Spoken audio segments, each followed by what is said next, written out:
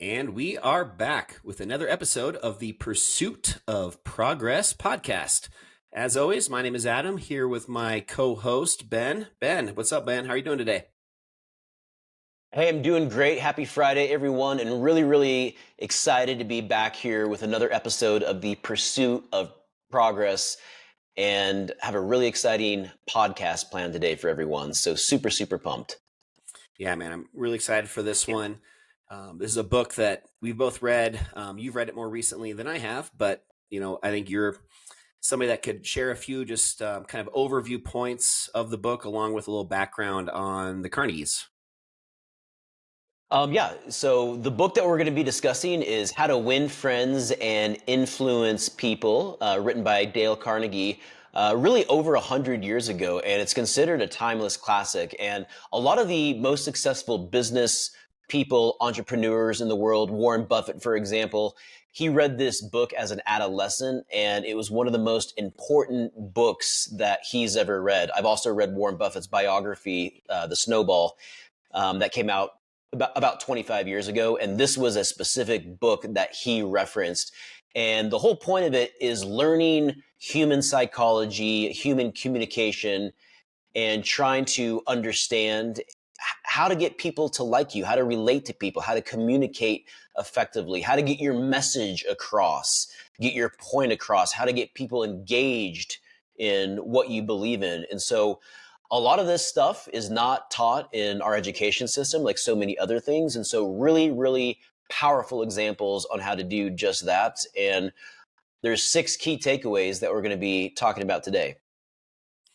Yeah, a couple things I'll add to that before we get into these 6 takeaways, the 6 tips that they reference in the book. Number one, 2 things I want to talk about. First thing is that this book is short. This is not a 800 page behemoth of a book to get through. This book is short. You could definitely read it in a couple sittings.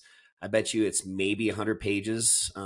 Definitely a very easy read. So I just wanted to share that with everybody. And then also, this is not specific just to business. So, for anybody else that's listening or watching today that is not a business person, whether you're a stay-at-home parent or you're an athlete or anything at all, any person in the world can benefit from this book, because it really, like you said, just really just goes more deep into human psychology and just how to be a better communicator and just relate to people and build these relationships, which is obviously more important than ever with the kind of the craziness that exists in our world today. Mm-hmm. One thing that I remember when I read the book here in the last year, the author recommends that you read each chapter. And then once you're done reading the chapter, you go back and read it a second time. And Hmm. so that's what I did. So when you do that, you're literally reading each chapter twice, and then you go to the next chapter. And the point of that is to really just let the values, the message, really sink into your spirit and really absorb as much of it as you possibly can. So I would also encourage that for anyone that's really serious about wanting to read this book. And communication, building connections. I know that personally for me, I was one of those people when I was younger that put a label on myself that said, you know what, I'm not a great communicator. I don't have that natural charisma. And I believe that because I didn't grow up that way. I didn't come from a family of really charismatic people. And, my parents and my siblings, like none of us were really great communicators. And I had put that label on myself. What I didn't realize though, is that this is an actual skill. These are skills that you can learn, and don't put labels on yourself, number one, but also know that you can, if you aren't a great connector or a great communicator, or if you don't know how to engage folks, you can learn that. And this is a great book on how to do that. Love that. So hopefully you guys get some little nuggets from our podcast today, but also just really highly recommend you guys, grab a copy of this book and knock it out and share with us what you feel are the most valuable, especially of these 6 kind of fundamentals that we're going to go through today. So let's And just jump right into it. speaking of nuggets, check this out. Oh, I like NBA that. world champion Denver Nuggets. I like that. We got game 1 tomorrow night of the second series on our path to the repeat. That's right. All right, so let's jump into this. So, you guys, the first one, and again, these aren't in any particular order of importance. This is just the same order that was shared within Dale Carnegie's book. But the first one is become genuinely interested in other people. So, we can talk about a few different things on this. Ben, do you have anything you want to share at first? Yeah, I think the most important thing in this lesson right here, this first lesson, is the genuine part. Become genuinely interested in other people. There are so many people out there and they don't know how to have a genuine interest in something. And so you really, when you're building a connection, you have to incorporate and believe and want to have a genuine interest in someone else, their hobbies, their interests. If you're not genuine, it's going to come off across as not authentic, as a veneer, as you're trying to get something from them. And so that's kind of my biggest takeaway right here is the genuine part. Mm-hmm. And one thing I'll add to that is just if you're not naturally good at this, if you're not naturally charismatic, like we were talking about a second ago, one really easy way to do this is to just ask whoever you're talking to, especially if it's an uncomfortable, maybe the first time you've met this person, just ask them a question, like think of maybe a couple, questions ahead of time and just kind of put that into your tool belt for conversations moving forward with people where you kind of have that awkward silence and you just need to kind of get this conversation started. Something like, where are you from? What do you like to do? Just it could be as simple as you want to make it, but, ask them those types of questions. And also after they've given you an answer, try and dig deeper by asking a follow-up question. So rather than Yeah. it just being surface level, when they ask you, excuse me, let's just say, for example, I'm asking Ben, oh, where did you grow up? And he says, Applewood. And I'll say something then as a follow up question, like, oh, great. I'm not that familiar with Applewood. Where exactly is that? Or why was it that you liked living in Applewood so much? Just, if you ever have a hard time with back and forth conversation and you're just worried about what to say, just ask questions. And then whenever that question is asked, just ask a follow up and even try and do that 2 or 3 times. And that's when you get into some legitimate, kind of more deep conversation with people where you're actually showing that level of interest and your your genuineness of wanting to learn more about them. I think that's a great point, and especially if you are more introverted. Myself, for example, I'm very introverted. I've learned to be more extroverted. I consider myself a social introvert, a social introvert now. But asking the follow-up questions are so important because if you are introverted, sometimes asking those surface level questions, it can feel inauthentic. How's the weather? What were you up to this week? What's your family like? But when you ask those follow up questions, that's where you get to go a little bit deeper and get to be a little more personable with the individual that you're talking from. And that's where you can really develop a genuine interest when you ask those follow up questions. Mm-hmm. Love that. And then the last thing I'll say on this first one that I think is also really important is eye contact. Just outside of what you're asking them and the verbal communication that's going on, there's also visual communication that's happening. And, if you're nervous and you're looking down or you're looking away from the person, that's probably the easiest way to do the exact opposite of what we're trying to do here, which is, again, show that you're genuinely interested by, not really looking like you're paying attention. That's, immediately probably the worst, path you can go Mhm. down. So just keep that in mind too. Yeah, that's great. All right, well, let's jump into number 2. So the second one single word, pretty easy, smile.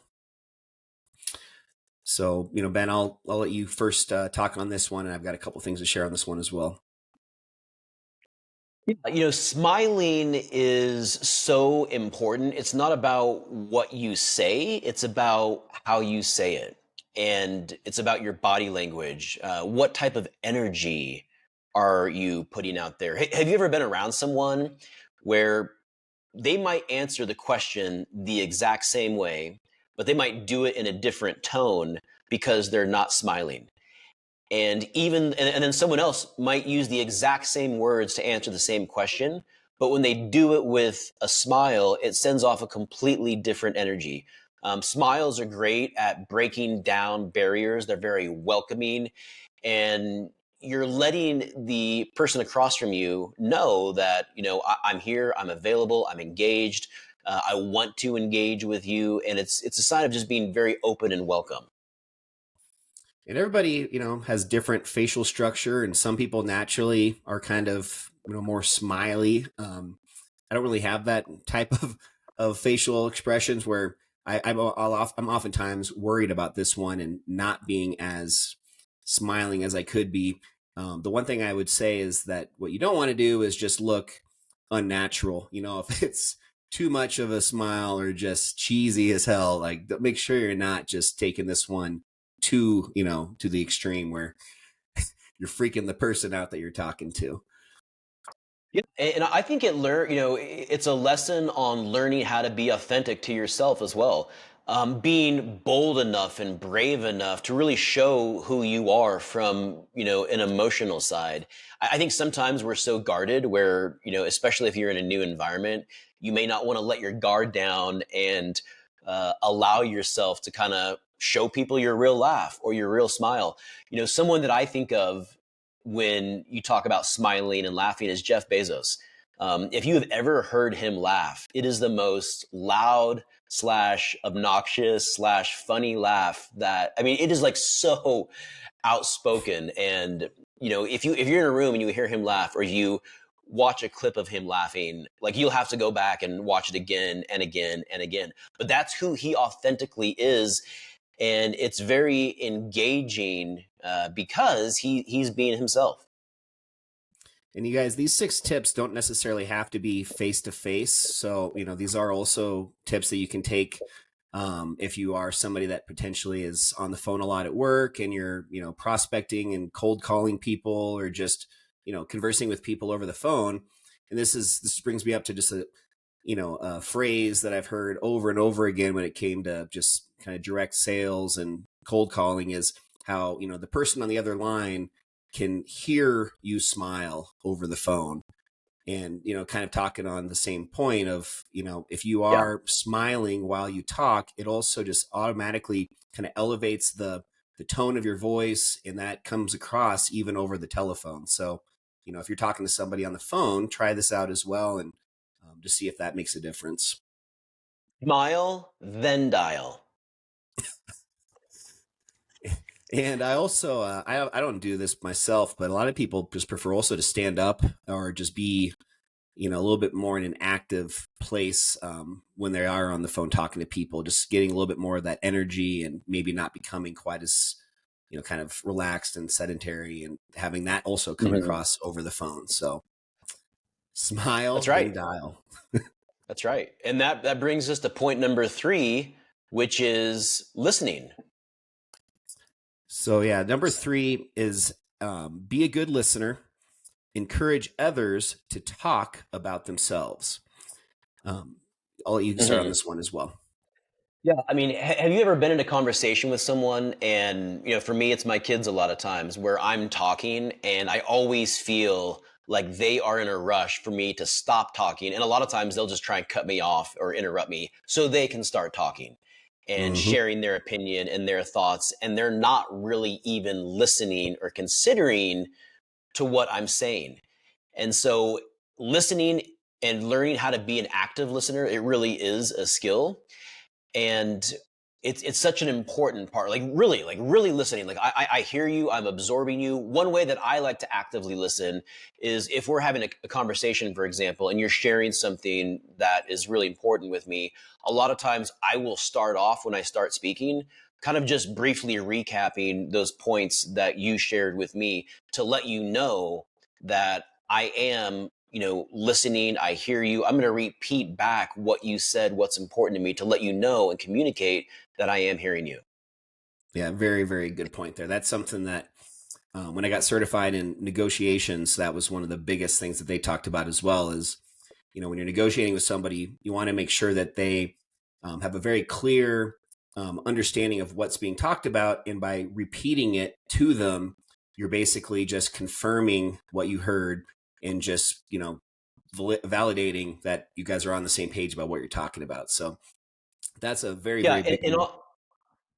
And to kind of follow that up, and on the business side, for example, being a mortgage banker, when I get someone sharing with me, and then I'm an active listener, and I go back over their goals, for example, what their purchase goals might be, or how much they're looking to put down. It helps me go a little bit deeper in the conversation to really understand.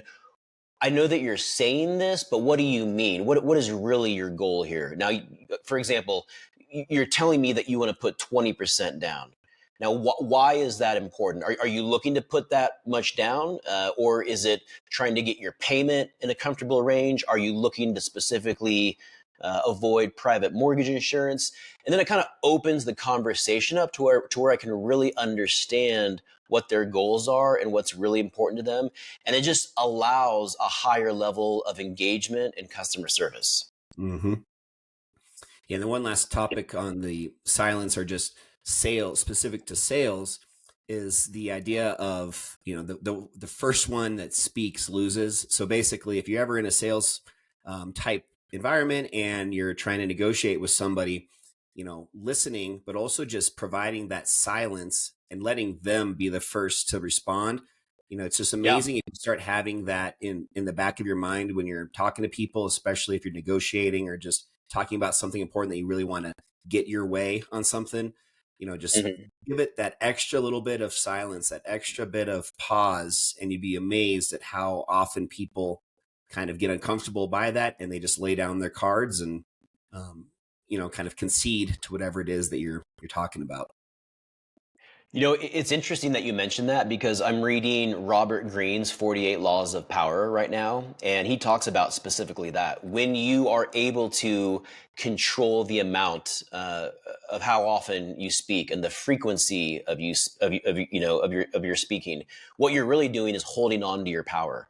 And when you're in a room, a lot of times, we see this in the movies where we think the person that's talking the most or sharing their ideas the most or the one that's the most vocal is kind of the leader or maybe the smartest one. But oftentimes it's not the case. It's the one who is the best listener, because when you listen, you can then identify what's going on. You can get a better understanding of who your audience is, what their motives might be, and you can kind of start to put a plan of attack together or a plan on how to orchestrate what your goal is. So yeah, very, very interesting, and kind of just holding on to that personal power. By speaking less, you can actually say more. It's great. So the next one, remember that a person's name is, to that person, the sweetest sound in any language. So I'll start on this one. So, just really Mhm. understanding that there is a ton of importance when it comes to addressing people by their names. That's part one. Part two, which I am really bad at, is just remembering and using somebody's name, on follow up calls, on follow up times that you're interacting with people.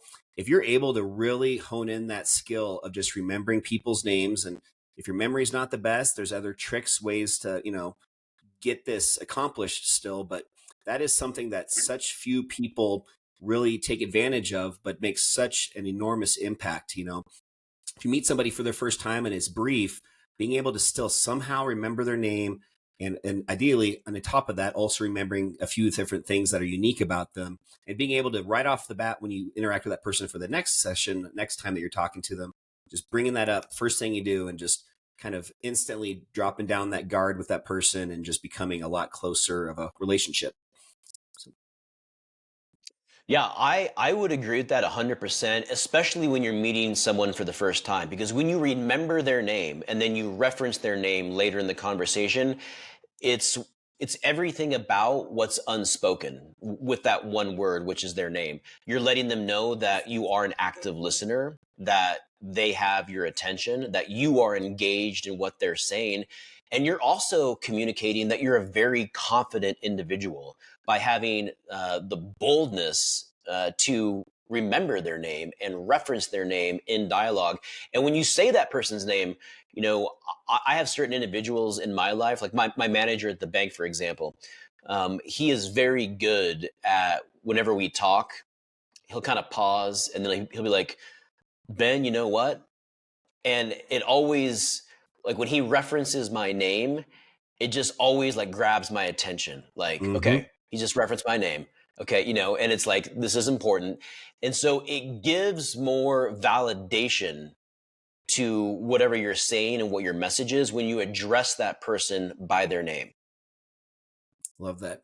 Yeah, and this is just something that if you guys start thinking about this, you just in the back of your mind when you're starting to interact with different people, you'll without a doubt just start picking up on this with people that are really good with this one, and you'll just really it's very clear how important this is and how much of an impact it makes. So for myself, just not having the best memory, even if it's just having a note in your phone, writing something down immediately after you're done talking to that person, just, there's very many different ways you can be inconspicuous and still get this accomplished. And just one last thing, I think what your bank manager does, even in that initial conversation with somebody, if you're meeting with somebody for the first time, once you get their name at the beginning of the conversation, don't let that be the only time to say their name. Like you're saying, a few sentences later, maybe mention their name again when you're saying goodbye.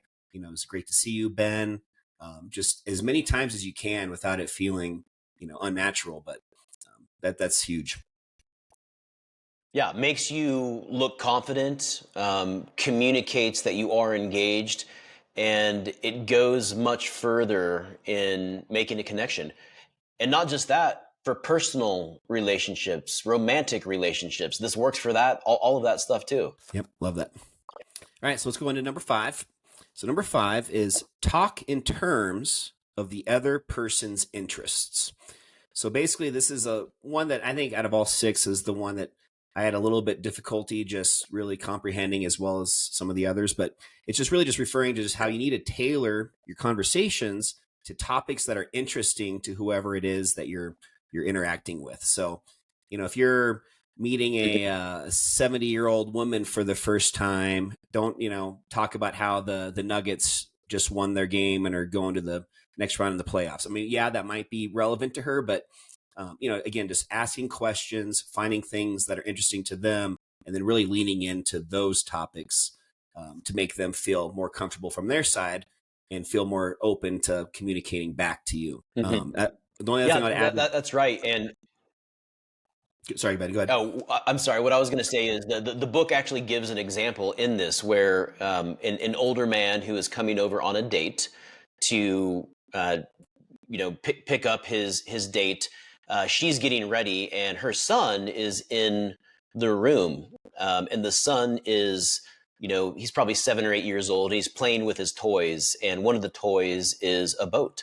And so the man who is there for the woman in the date engages the son and they have a conversation. And the only thing that he talks to him for that 10 or 15 minutes while they're waiting is boats.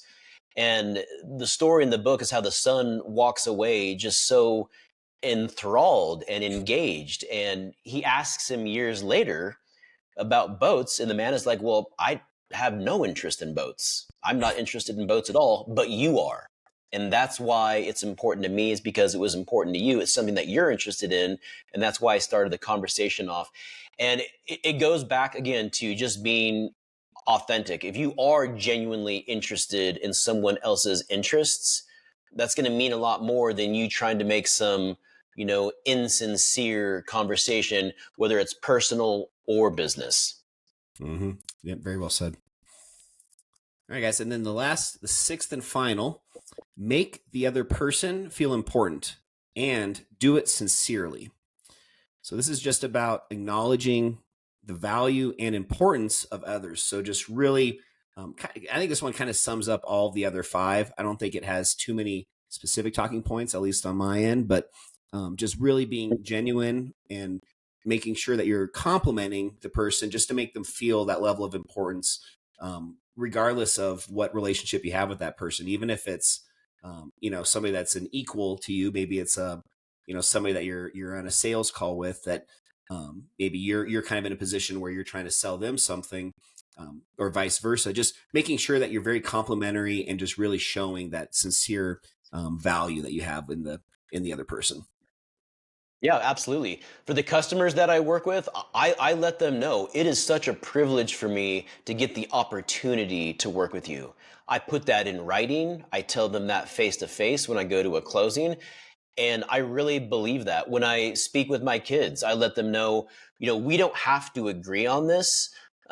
Your feelings, though, are important to me. Even if we don't see eye to eye, if we don't agree on this, that's okay. You're still allowed to be upset, or you're still allowed to be happy, or you're still allowed to be excited for you. Even if I'm not excited, or I might be mad about this, but if you're happy, you are still able to validate yourself. But how we go about communicating that is also what's important. So I always just want to, tell my kids, I'm thankful for your time. I tell my customers that. um, and just having a kind of a spirit of gratitude. I think just like learning that, how to be thankful, how to recognize others, make others feel appreciated.